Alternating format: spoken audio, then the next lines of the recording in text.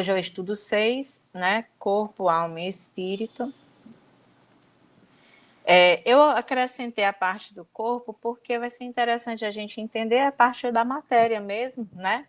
A matéria, a alma e o espírito. E também um pouquinho do perispírito, que também não está aqui, mas ele vai estar dentro desse estudo de hoje também. Nem tudo, gente, eu vou saber explicar. Então, eu vou recorrer de vez em quando aqui às universitárias, os universitários, né? E de uma forma geral, porque realmente é um assunto bem interessante, mas nem tudo eu vou saber. Então, eu comecei colocando... Vocês estão vendo bem direitinho? Tá. Então, o que é alma, né? No livro dos Espíritos, aí eu aproveitei e coloquei logo pertinho de cada coisa a referência. Por quê? Porque eu não trouxe uma coisa de um canto só, né? Então, para vocês terem uma ideia exatamente de onde veio tudo que eu coloquei, então, vocês terem também a referência, se quiserem também ir lá para olhar. Então, vamos lá. Chamamos de alma ao ser imaterial e individual que reside em nós e sobrevive ao corpo. E aí, quando a gente fala do imaterial, a gente já pensa logo, né? Que não tem matéria, né? E a alma, ela, quando ele diz sobrevive ao corpo, quer dizer que ela não exatamente não precisa do corpo para estar viva, né? Para existir.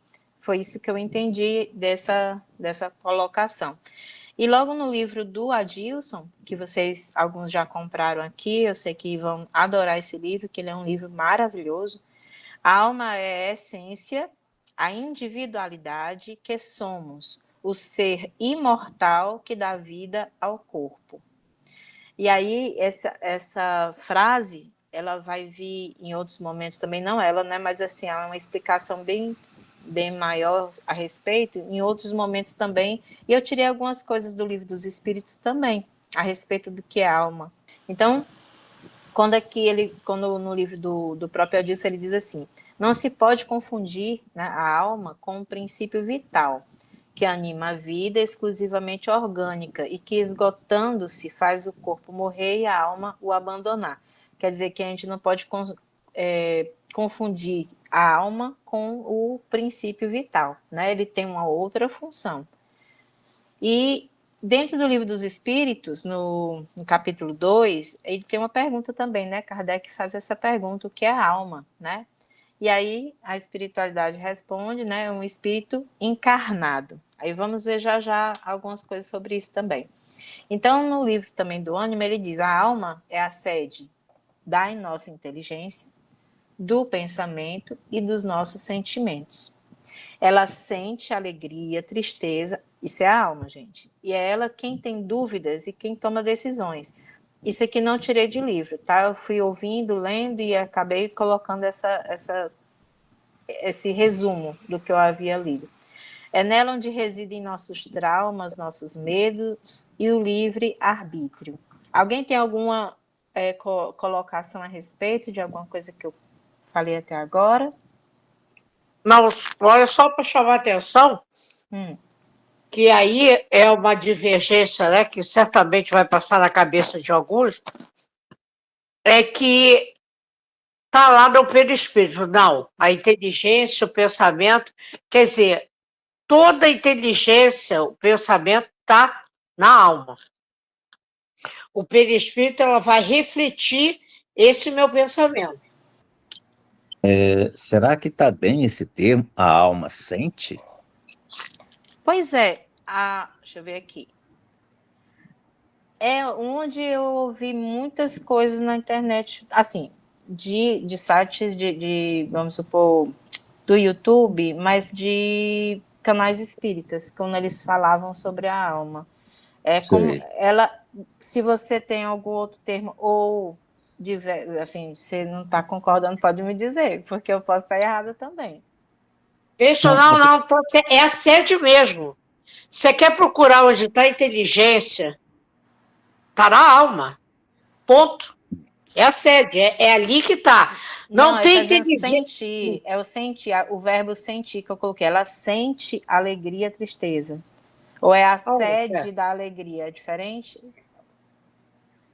Gente, é complicado. Essa coisa é complicada porque, assim, o que é a alma? A alma é o espírito encarnado, tá? E o que é espírito? Mal sinto o cheiro do que é isso. Então, a gente querer encontrar palavras para, digamos assim, que deem sentido a essas coisas, acaba ficando muito difícil para a gente. Né? Com certeza. Então, a gente usa uma terminologia que se acha que possa explicar. Né? Então, dizer essa palavra não é a mesma coisa. Você, por exemplo, está emancipado, você tem determinadas vivências. É muito comum a pessoa dizer assim: eu não consigo explicar isso, eu não consigo botar isso em palavras, porque são experiências, são conceitos que não estão no plano material, que a gente não tem como compreender muito bem. Viu? Lá no Livro dos Médios, eu não sei se é Erasto, agora vamos esquecer qual é o nome do livro. Kardec pergunta e ele fala assim, olha, vamos estudar pelo espírito, porque a gente aqui ainda está tentando entender o que é a alma. Ele é claro. Uhum. Então, a gente, concordo com o Ritinha, a gente tentar... Isso é mais para didaticamente a gente ter um sentido. Exato. Ou seja, tem uma alma que a gente não sabe o que é, se é matéria, né? Não é, porque se ela fosse matéria, não precisava de perispírito, porque ela usa o perispírito para poder interagir com a matéria do mundo físico. Uhum. Então, matéria ela não é, pelo menos no que a gente conhece. Agora, mas também a gente não sabe o que é. Agora, o que é? Se os espíritos que ajudaram Kardec na codificação estão dizendo que nem eles mesmos sabem, quem somos nós, terceirão aqui na Terra, para tentar definir? A gente nem sabe o que é o perispírito na essência. Uhum. Né? A gente estuda determinadas coisas, mas os próprios espíritos falam, olha, vamos estudar o perispírito, porque deixa a matéria que a gente aqui está tentando ainda entender. Uhum. Para falar a verdade, Leozinha, a gente não sabe nem o que é o corpo físico, porque é tanta coisa. Exatamente, exatamente. Né? A ciência ainda vai tateando em cima do corpo físico. Falar em perispírito é um salto. Falar, então, no espírito, aí é uma... É ousadia demais, né? O que é importante é que a alma pensa, né? O perispírito ele vai refletir o que a alma pensou e o corpo físico também. E o caminho inverso também acontece. Né? Exato.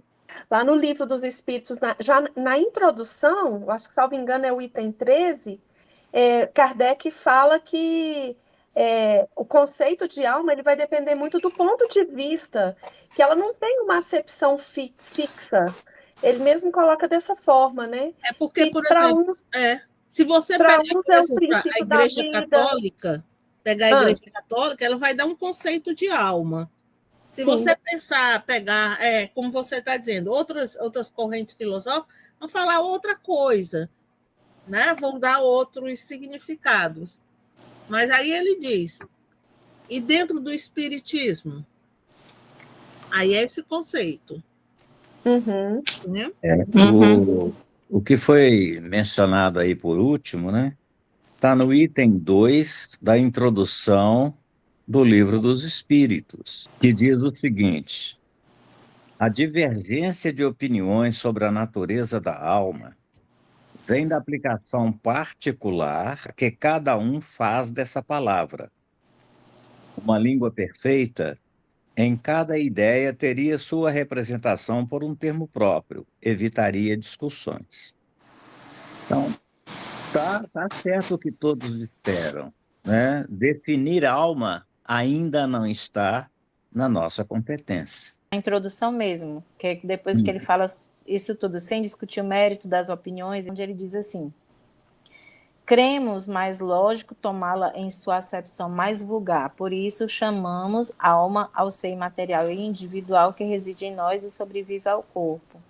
Aí ele diz, ainda que esse ser não existisse e não fosse senão um produto da imaginação, seria preciso, assim mesmo, um termo para designá-lo. Quer dizer, mas assim, depois de todas essas considerações a respeito de todos os termos, né, que são usados, aí ele colocou isso como, assim, vamos encerrar falando uma coisa bem simples, né, mas para deixar que a coisa, assim, para não ficar uma palavra como a Ritinha falou, não existe só um conceito que identifique especificamente. Aí eu coloquei também, pesquei mais uma coisa lá do Livro dos Espíritos, aí ele fala assim, também no capítulo 2, há alguma coisa de verdadeiro na opinião daqueles que pensam que a alma é exterior e circunda o corpo? Gente, eu tinha tanta essa dúvida, não sei se para vocês isso é relevante, mas para mim foi muito importante ler tudo isso aqui a respeito. Quando a resposta diz, a alma não está aprisionada ao corpo, aí fala mais alguma coisa, ele irradia e se manifesta ao seu redor, ela irradia e se manifesta ao seu redor como a luz através de um globo de vidro. Nesse sentido, pode-se dizer que ela é exterior, mas não é por si o envoltório do corpo. A alma não é envoltório do corpo, né? Em termos bem simples, Mas eu achei interessante essa pergunta. E aí, resumindo essa parte, ele diz, a alma tem 2 envoltórios, né? Um sutil e leve, que é o primeiro, e que chamamos de perispírito, outro grosseiro, imaterial e pesado, que é o próprio corpo, né? Os envoltórios da alma. A alma é o centro desses envoltórios. Isso também está no Livro dos Espíritos, na parte do capítulo 2, que fala especificamente da alma, questão 141. Aí eu coloquei aqui essa animaçãozinha, né, para a gente ver como seria o corpo, a alma e o perispírito, né? Só que assim, num sentido maior, por exemplo, a alma não seria exatamente no centro, mas o perispírito como o envoltório da alma para chegar até o corpo, não é isso? O Livro dos Espíritos, capítulo 2, também, na questão 146. Que pensar da opinião daqueles que situam a alma num centro vital, né?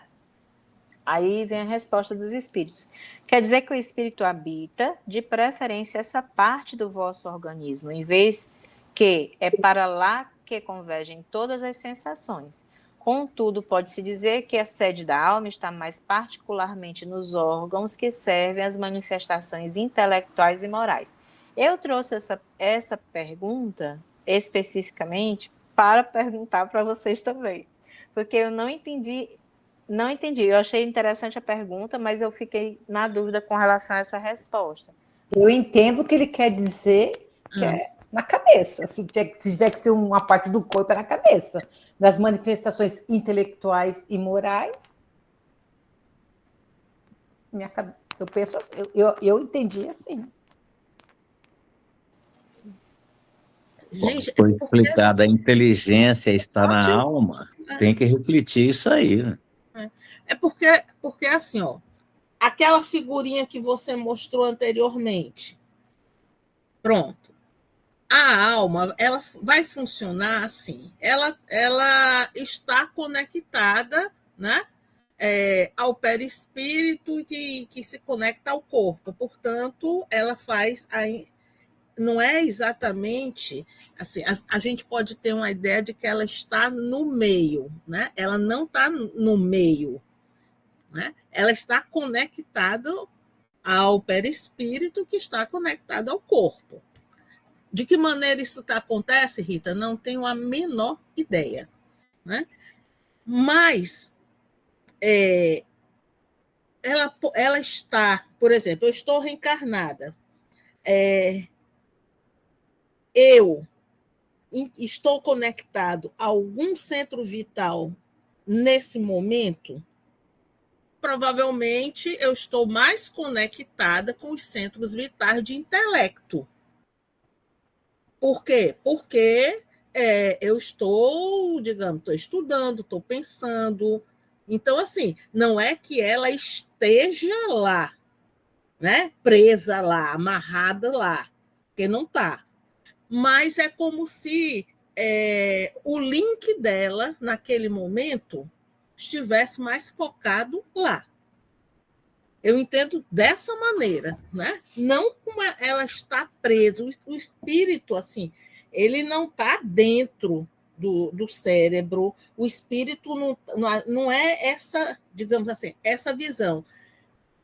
Ele pode passar pelo cérebro? Passa. Ele pode passar pelo cérebro, mas não está, digamos, ele mesmo amarrado a centro vital, né? Quem faz conexão centro vital corpo físico, e são conexões magnéticas, não são conexões físicas como a gente imagina, né? É o perispírito com o corpo físico. Porque a alma, que é o espírito, né, ela não tem essa amarração que a gente imagina física. Então, ela é mais num sentido de, digamos assim, nós somos seres que estamos pensando, estamos raciocinando, tal. Então, logicamente, a gente tem um link maior com digamos assim, com o centro coronário, com o centro frontal, conforme a necessidade que a gente tem. Então, é assim, tanto é que qual é o centro que a gente tem que ele é mais sutil? É o coronário. Por quê? Porque ele faz a conexão com a alma. Mas como é que é feita essa conexão? A gente não sabe. Não é? A gente não sabe. Mas quando o espírito quer dar um comando qualquer para o corpo, ele vai pegar um canal de conexão, e esse canal vai passar, digamos assim, esses comandos de pensamento, eles vão passar por esses canais que são coronário, frontal, que são esses que estão mais ligados tanto às questões morais quanto às questões intelectuais. Tem muita coisa que não dá para a gente pegar e querer encontrar uma explicação. É assim. Porque não temos. Não sabemos como é. Vamos lá. Outra pergunta também lá no Livro dos Espíritos, né? Em que se torna a alma no instante da morte? Volta a ser espírito, quer dizer, retorna ao mundo dos espíritos, né? Que é interessante. Eu achei legal também quando ele diz assim, a alma, é como se a alma realmente tivesse uma missão mesmo, né? A missão, ela vem, tá aqui num corpo físico, vai atuar, vai fazer coisas e depois ela retorna para o plano espiritual. Mas óbvio, né? Ele também volta novamente. A alma, depois da morte, conserva a sua individualidade. Aí é que tá, gente. O que significa essa palavra individualidade que eu também não entendi ainda? Porque botei aqui, né? A alma, sim, ela não perde jamais essa sua individualidade. Mas o que exatamente é essa individualidade, gente? É tudo que ela aprendeu, tudo que ela é. Entendeu? É essência. Você hoje está Mônica, mas a alma continua lá. Quando você sair da Mônica, você vai para o mundo espiritual e vai voltar, sei lá, outra. Mas tudo que você aprendeu, tudo que você está lá na alma. Ela é indivisível, ela não se perde, ela não se consegue aniquilar. É um HD, né? É o HD. Não, às vezes o HD eu passo um imã ali e apago o que está dentro do HD. Ele é mais do que isso. São visões, inclusive, de filosofia, né? Por exemplo, a Mônica é uma personalidade, né, desse espírito, né, que é você.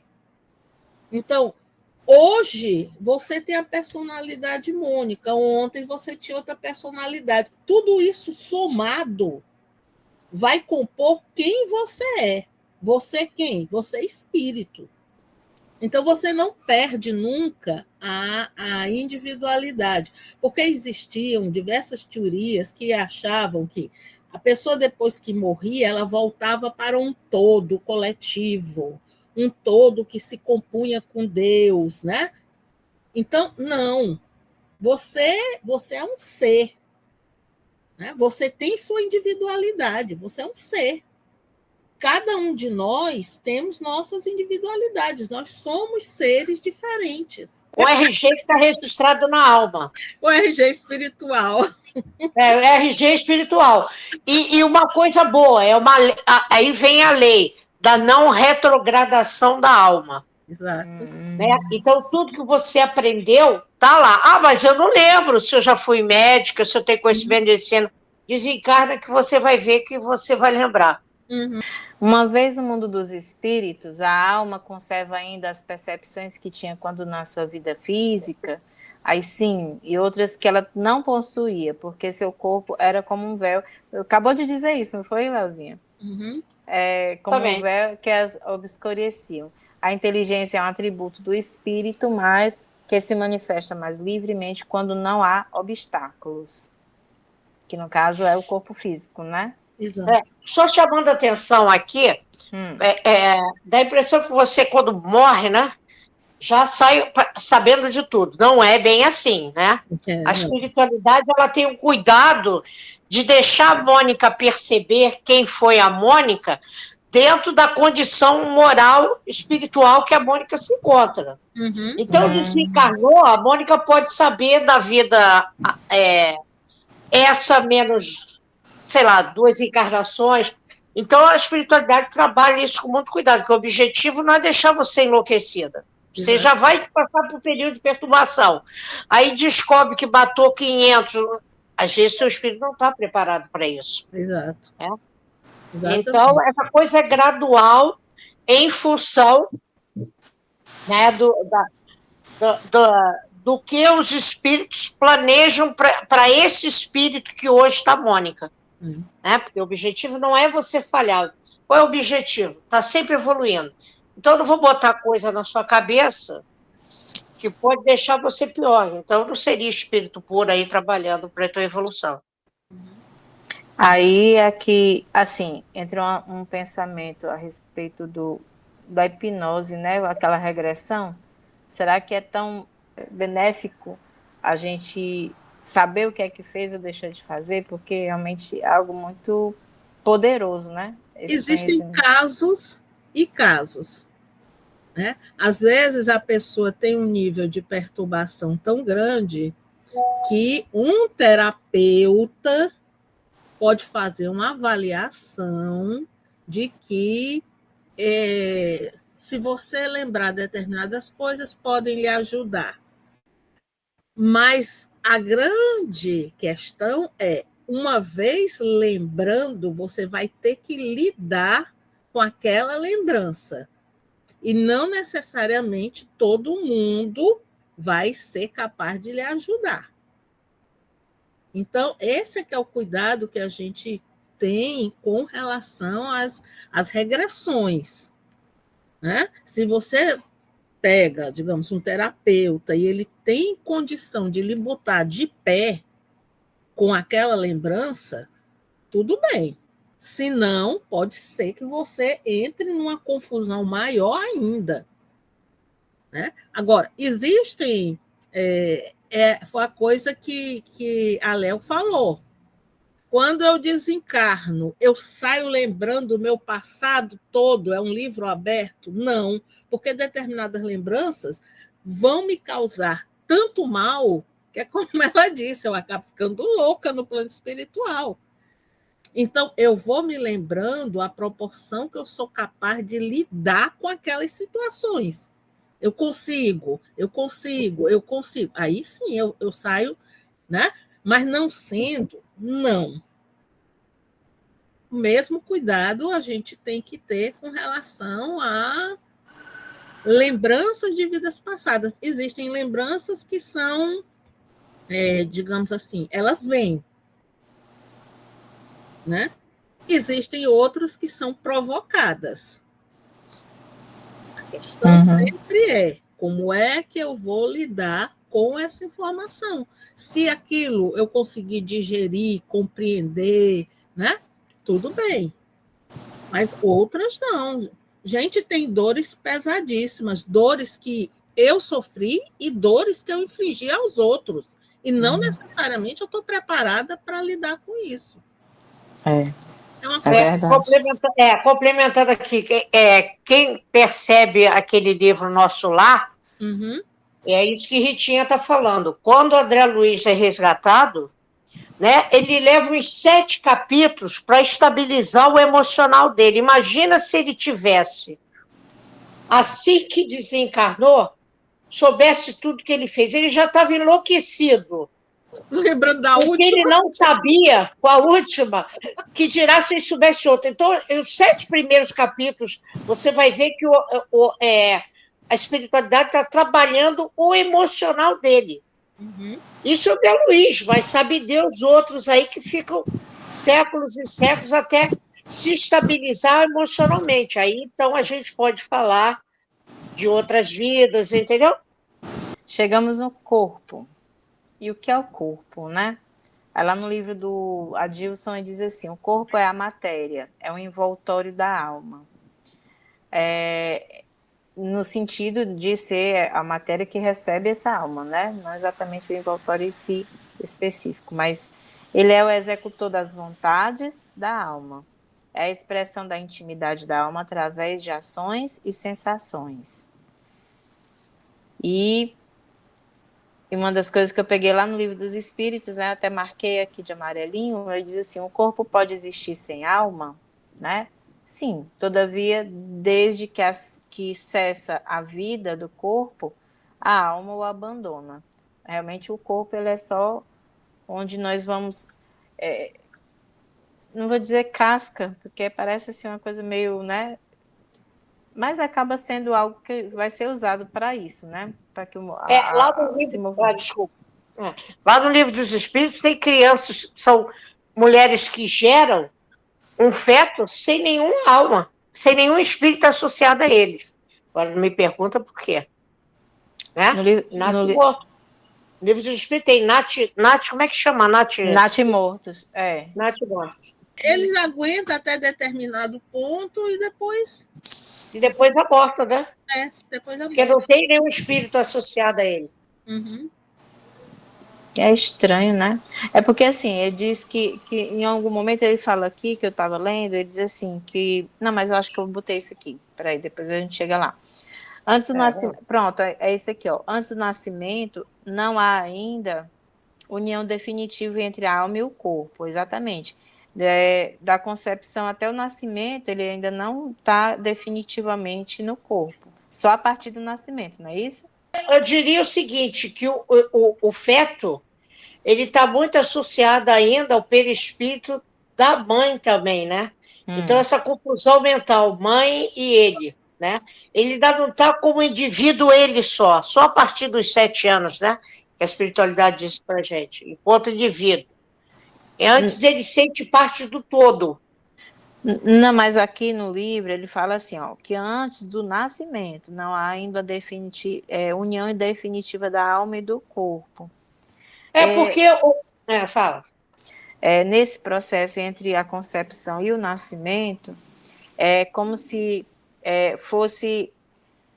Esse vínculo ele fosse numa crescente, ele vai se fortalecendo, aí é o momento em que o espírito ele vai perdendo vindo os véus, né? Ele vai perdendo vai chegando o esquecimento mesmo de tudo, que é gradativo também, até o momento do nascimento. As conexões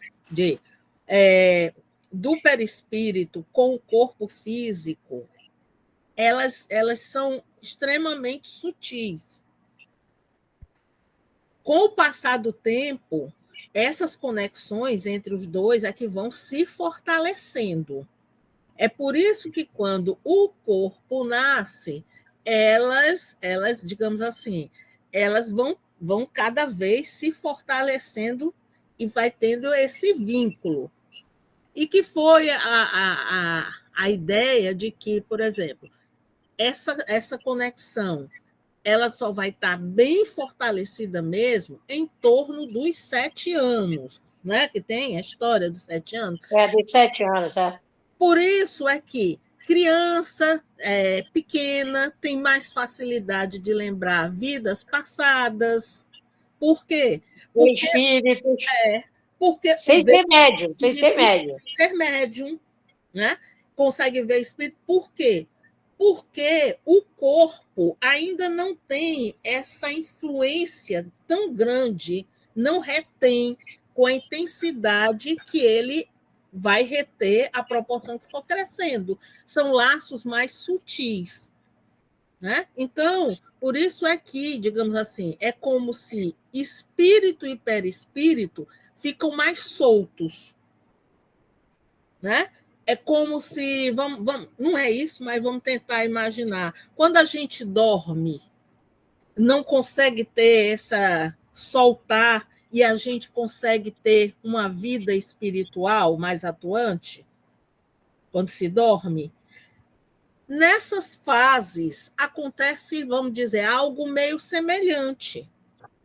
Você consegue, né, ter digamos assim, uma percepção sua como espírito maior. É só as questões de vinculação. Porque quem é que prende espírito e perispírito? É o corpo físico. A vida orgânica pode animar um corpo sem alma, mas a alma não pode habitar um corpo privado de vida orgânica. Os seres que habitam os diferentes mundos têm corpos semelhantes ao nosso, ainda falando sobre corpo, né, gente? Porque a gente está falando sobre corpo, curiosidades também aqui a respeito, né, de corpos semelhantes em outros mundos.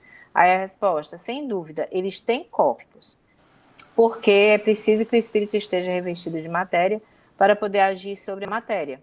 Mas esse envoltório é mais ou menos material de acordo com o grau de pureza a que chegaram os espíritos, de acordo com cada mundo, né? No caso, a pureza de cada espírito, ele vai ter um envoltório ou mais ou menos material.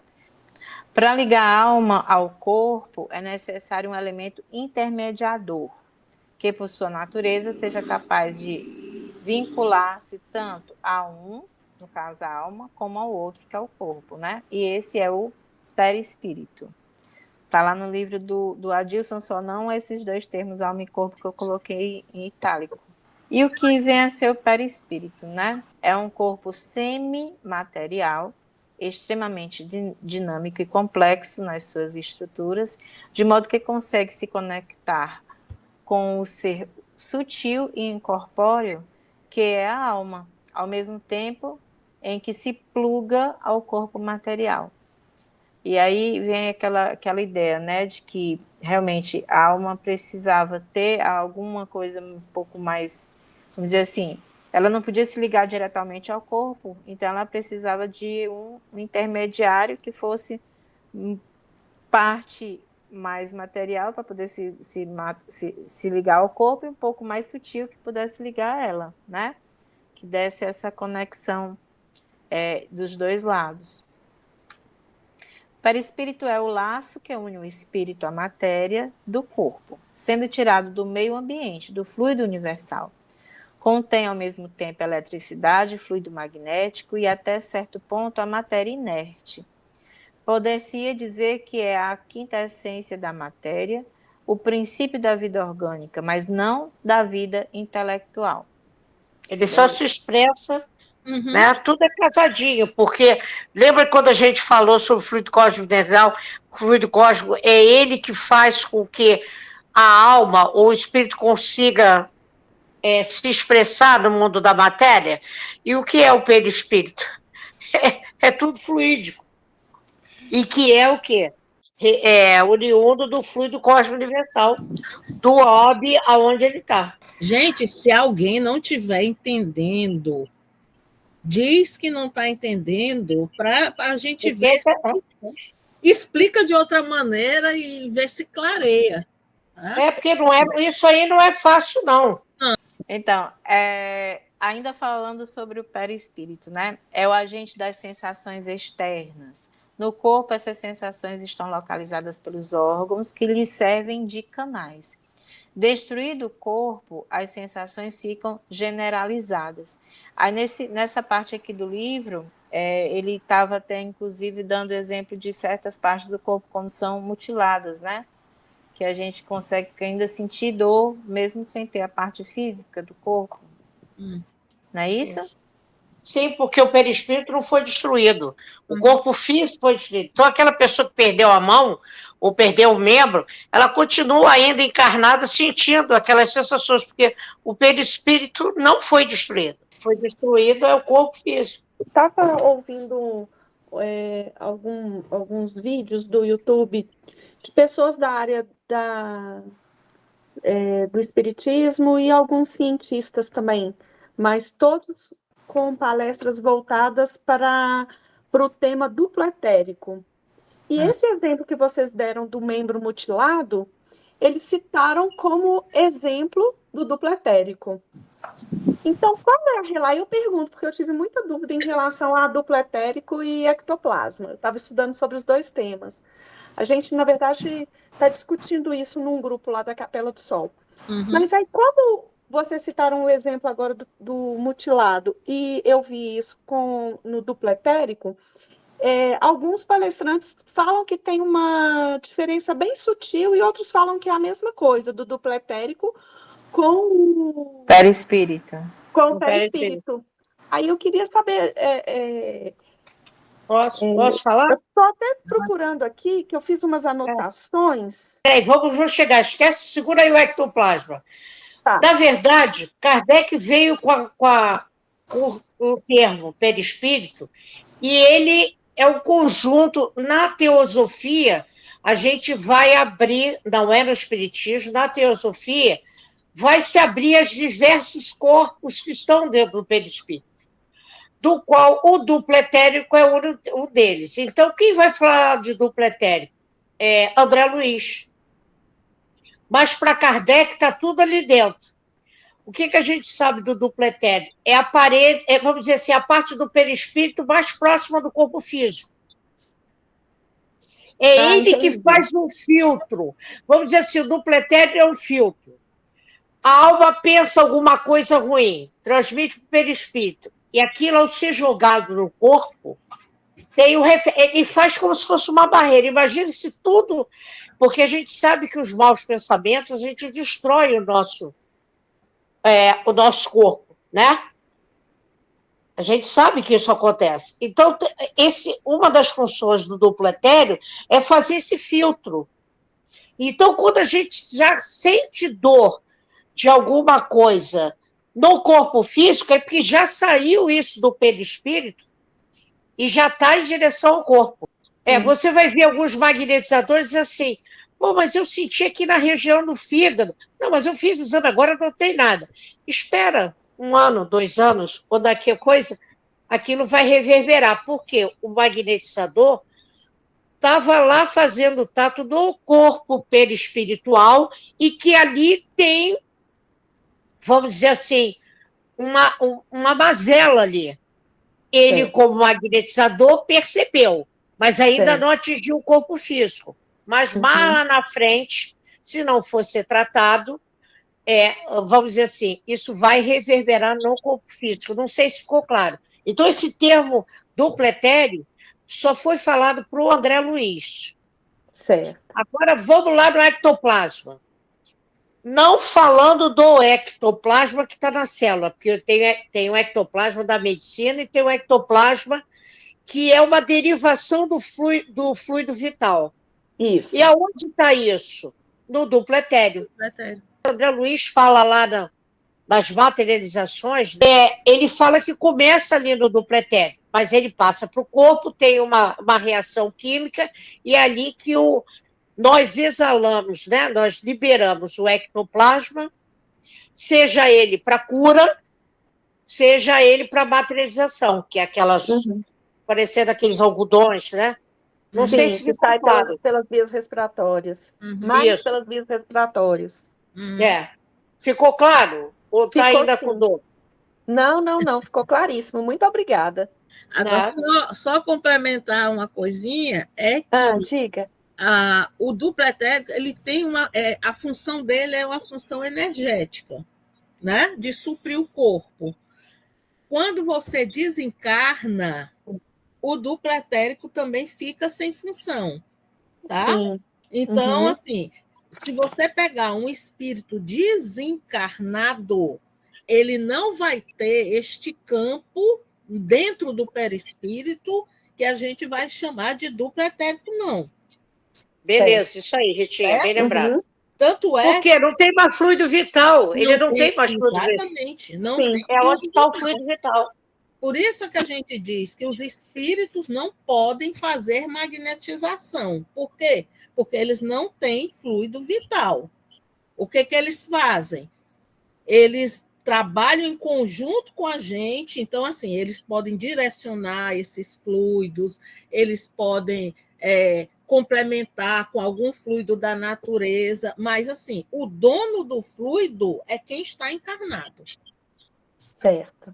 Exatamente. E aí, digamos, esse campo que faz esse trabalho todinho, energético, suprindo o corpo físico, é o que a gente vai chamar de duplo etérico, né? Ainda falando do perispírito, qual a natureza desse laço, né? Aí ele fala que é um laço semimaterial, quer dizer, intermediário entre o espírito e o corpo, e necessário para que possam comunicar-se um com o outro. É por esse laço que o espírito atua sobre a matéria e, reciprocamente, a matéria atua sobre o espírito. Também está lá no Livro dos Espíritos, capítulo 2. Ainda é um capítulo falando sobre a alma, né? A encarnação dos espíritos, um item chamado da alma. Há mundos onde o espírito, cessando de habitar corpos materiais, só tenha por envoltório o perispírito? E a resposta foi sim. Né? E esse próprio envoltório se torna tão etéreo que para nós, né, no caso, para a voz que ele estava falando, que era para a gente, é como se não existisse. É o estado dos espíritos puros. Aqui é o capítulo 4. Só lembrando aqui, só voltando, que mesmo o espírito puro, o que ele quer, eu não sei se aqui exatamente dá para perceber isso, mas o que está dizendo, a alma, ela está sempre revestida com um perispírito pertencente ao orbe aonde ela está. Nos mundos ditosos, né, tem espíritos que a coisa é tão etérea, tão que a gente desconhece, que parece até que ele não tem perispírito, mas mesmo o espírito puro tem perispírito. Só que ele é revestido de uma matéria que é essenciada, né? E de acordo com a moral daquele espírito, não é esse perispírito denso que nós aqui na Terra temos. Sim, é isso mesmo. Eu estou assim, admirado com o ênfase que está sendo feitas as explicações. Muito bom. Uma pergunta, gente, para vocês também. É porque, assim, quando a criança nasce com alguma doença já de nascença, né? Ela nasce com problema cardíaco, sei lá, às vezes até, físico, de alguma natureza. Já pode ser algo que veio também já de outra vida no perispírito dela, um mal, por exemplo, a pessoa se suicidou, deu um tiro no coração, ela veio com problema cardíaco por conta daquilo. Pode, quando ela vai montar o corpo físico dela, ela monta com algum tipo de deficiência. Quer dizer, ela escolhe, não? Ela escolhe a natureza. E aí, vamos dizer, os arquitetos genéticos é que vão fazer, bom, ela precisa resgatar isso daqui, então ela vai vir... Vou dar um exemplo, isso não é geral. Nasceu com problema no coração. Pô, mas ela fumou, se matou, se suicidou por causa do cigarro. Então, ela vai ter que resgatar. Então, vai vir com aquele problema, pode vir com problema no pulmão. Né? Nem tudo de ruim que a gente vem de vidas passadas, porque tem aqueles que são completistas, o que é? Aquele cara que planejou a encarnação e cumpriu. Então, aquele cara, às vezes, quer evoluir mais rápido, Então, põe aí um câncer daqui a 5 anos, põe aí, né? Ritinha, me corrija se eu estou falando besteira, Ritinha. Então, às vezes é um mero completista que está querendo agilizar o processo de evolução dele. Tá? Mas a maioria é nesse sentido. Na hora. Quem é que já leu a Reencarnação de Sigismundo? No Missionários da Luz. Ali ele fala dos arquitetos. Acho que está em Evolução em Dois Mundos, não? Não, está no terceiro livro. Eu esqueci o nome. No terceiro, isso. É um desses romanceados. Eu não sei se é Missionários da Luz. Missionário da Luz, é isso aí. Obrigada, Ritinha. É Missionário da Luz. Ele ali mostra um tipo. Não é que todos tenhamos a mesma maneira do que aconteceu com o Sigismundo, não. Sigismundo é um dos exemplos. Tá? Então, ali ele vai ver, tem os arquitetos mostrando negócio, né, falando de como está constituindo, vai constituir o corpo do Sigismundo, depois aquele processo de miniaturização do espírito. Bem complexo. Né? É bem complexo até com a nossa cabeça, assim, se você for olhar aqui, mas isso. Vamos saber, vamos com calma, porque não vai dar para saber tudo. Até o André Luiz fala que um dos arquitetos lá, dos envolvidos nessa encarnação do Sigismundo, o André Luiz não conseguia ver o perispírito dele, via só a luz.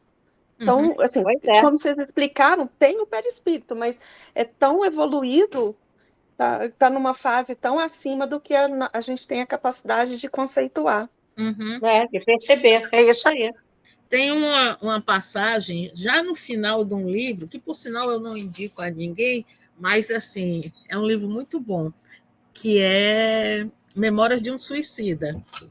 E no final, quando um dos espíritos que faz parte lá do grupo vai reencarnar, o que escreve o livro diz que quando olha para ele, que ele já está se despedindo, porque ele vai entrar num processo, já se preparar para reencarnar e tal, que ele olha, ele não vê as mãos desse espírito. E ele fica meio chocado e fala com outro espírito que estava junto dele.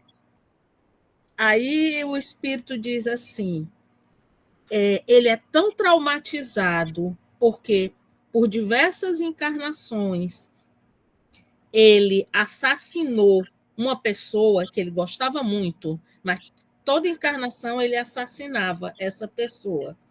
E nessa nova encarnação, ele vai novamente conviver com essa pessoa.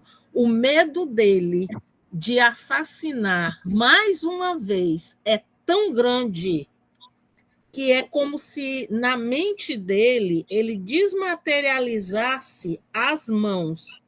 E aí o espírito diz, a força mental dele com este medo é tão grande que ele vai alterar o corpo físico dele e o corpo físico vai nascer sem mão. Ou seja, tem toda a estrutura física para ele nascer com mão, porque geneticamente ele não teria nenhum problema, nada, não teria problema. Só que a força mental do espírito interfere nessas montagens.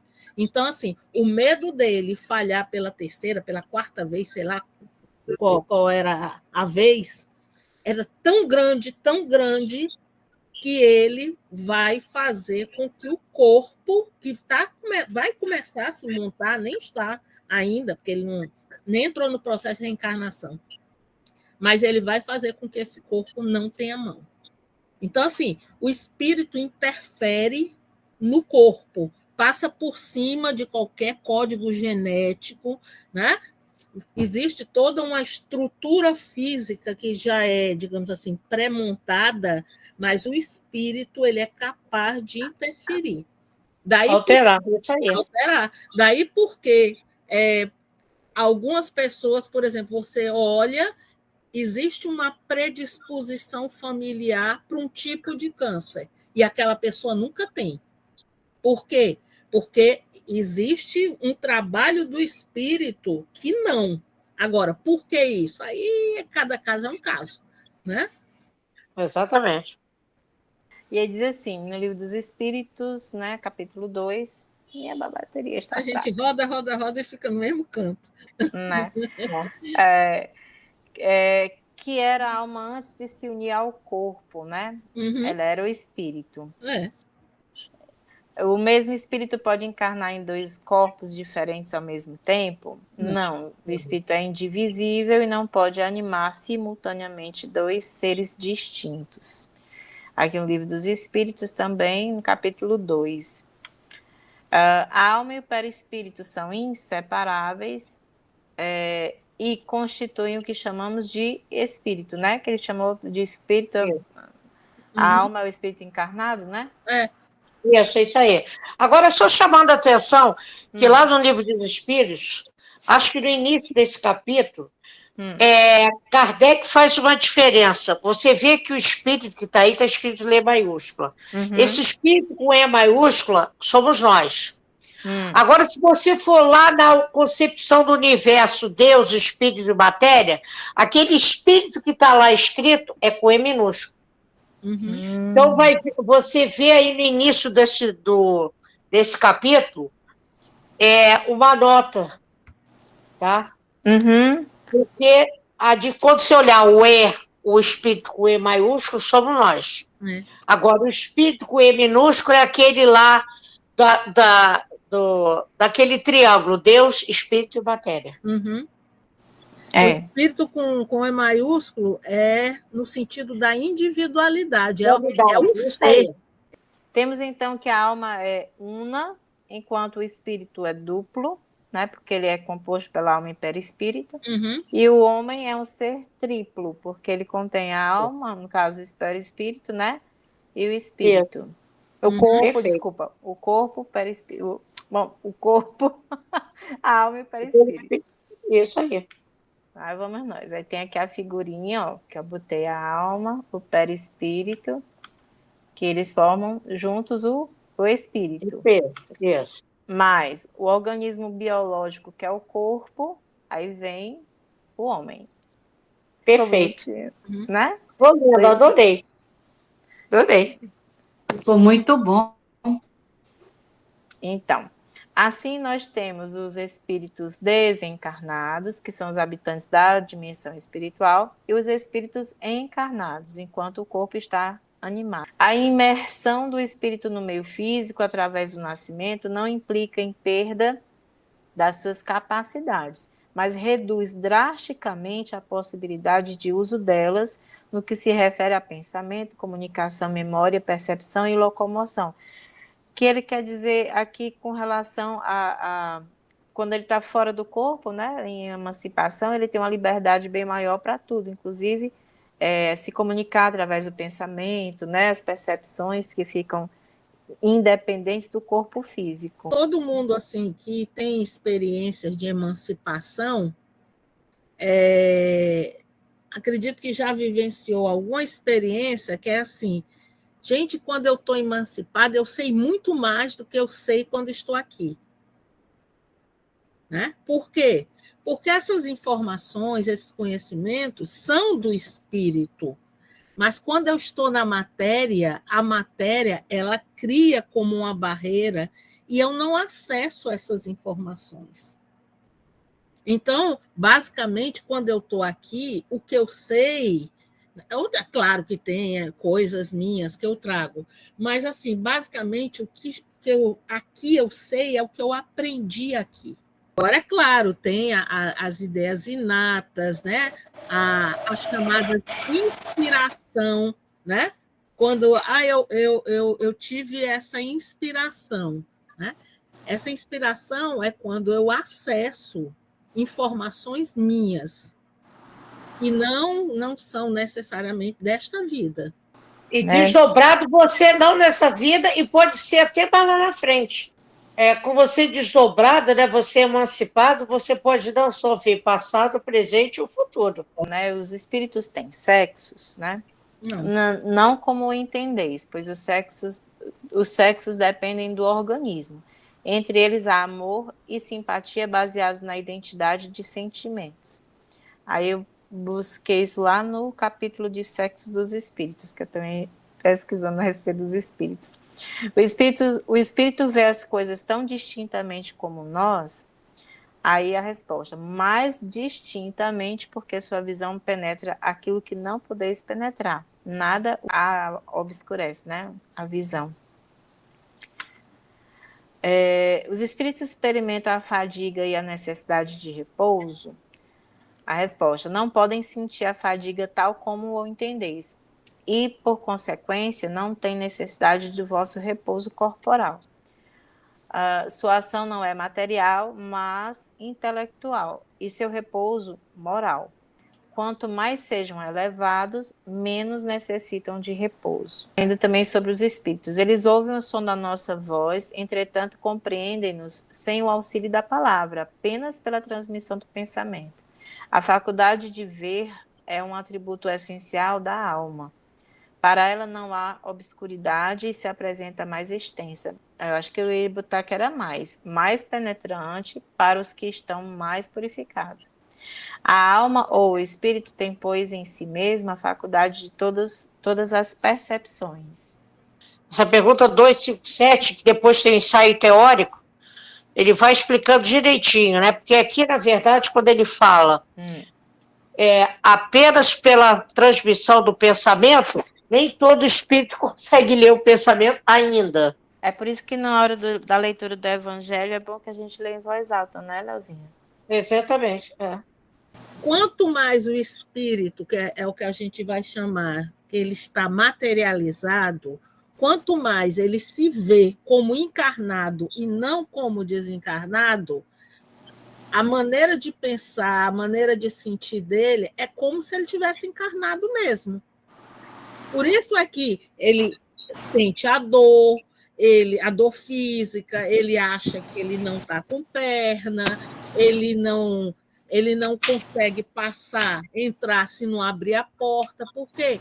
Porque na visão dele, ele está encarnado, ou então está tão próximo de ser encarnado que ele não consegue.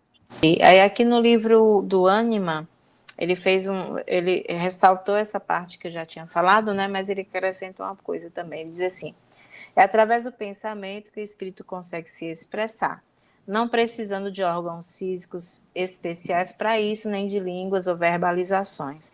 Só precisa entrar em relação com o outro e assim sentir aquilo que o outro é, ou que o outro deseja, ou que ele aspira, né? O que o espírito pensa, existe. Eu achei interessante essa frase. O que o espírito pensa, existe para ele. O pensamento é criador, constrói a sua realidade interna e também externa. Um médio de efeito físico que, vamos dizer assim, é o médio que tem muito ectoplasma, esquece o ectoplasma de materialização, mas é ectoplasma. O ectoplasma ele tem várias, vamos dizer assim, densidades. É tudo oriundo do fluido vital, mas o desencarnado não tem ectoplasma, né? O ectoplasma está com o encarnado. Imagina o médium entrar dentro do avião e pensar que a turbina vai pegar fogo. Então, o universo não deixa isso acontecer, entendeu? Ele não tem esse poder, porque o pensamento, ele plasma, mas para que orgânica, vamos dizer assim, materialmente isso aconteça, preciso de uma combinação de fluidos. Não é só ele querer, né? Uma mesa se movimentar numa reunião mediúnica depende do ectoplasma, do ectoplasma barra fluido, né? Do médium, que tem essa propriedade, mais o ectoplasma, às vezes, da natureza, e o espírito que saiba manipular esses fluidos. Entendeu? Então, é um temor, né? Mas nem tudo se materializa, apesar de que o pensamento é matéria, né? Aí aparece. Briga com André Luiz e com Kardec. O que um está chamando de pensamento e o outro também. Porque a interferência no plano material eu acho que exige uma densificação muito grande, que a nossa linha de pensamento, só a nossa linha de pensamento, ela não vai ter este efeito todo no nosso plano material. No plano sutil ele existe. Né? Não, e vai interferir no meu perispírito. Isso. Por isso que fica Jesus lá falando, não fica pensando que não deve. Porque em vez de você tá agindo no material, você está danificando o teu perispírito. Né? Tudo que pensa se manifesta e pode se cumprir caso a energia da vontade seja suficiente e duradoura. Isso tanto serve para o espírito quanto para a alma, com a diferença de que, na situação de encarnados, não conseguimos ver essas materializações do pensamento. A gente não consegue perceber a coisa se materializando, porque é num plano bem mais sutil, né? Que o pensamento, ele é energia também, né? Enquanto que o espírito se vê imerso dentro dessa sua própria criação, ou seja, ele consegue, por isso que eu acho que é tudo muito mais rápido, né? Porque ele está dentro desse meio. Plasmamos na estrutura fluídica do perispírito as nossas ideações. Estas são percebidas pelos demais espíritos. Quando o espírito lembra de um acontecimento do seu passado, ele traz para o momento presente toda a circunstância já ocorrida.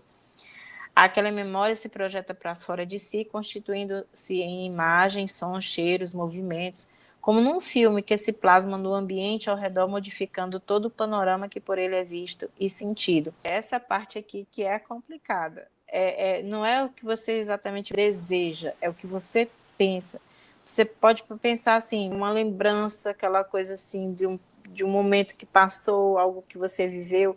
Esse pensamento, ele é como se ele estivesse acontecendo novamente. A gente sente as mesmas emoções, a gente sente o cheiro, a gente tem a percepção. Já aconteceu comigo de várias coisas, eu senti o próprio cheiro das coisas que eu estou lembrando, pelo fato de estar lembrando. Eu não estava sentindo. Não por isso que a gente tem que ter cuidado, especialmente com as más lembranças, as sensações más para a gente, porque a gente está revivendo com carga total isso. Quando é uma boa lembrança, eu fiz um bem para uma pessoa, eu fiquei feliz porque eu vi que aquela pessoa ficou bem. Lembrar e trazer isso, que maravilha! Eu estou me inundando e estou jogando para o universo.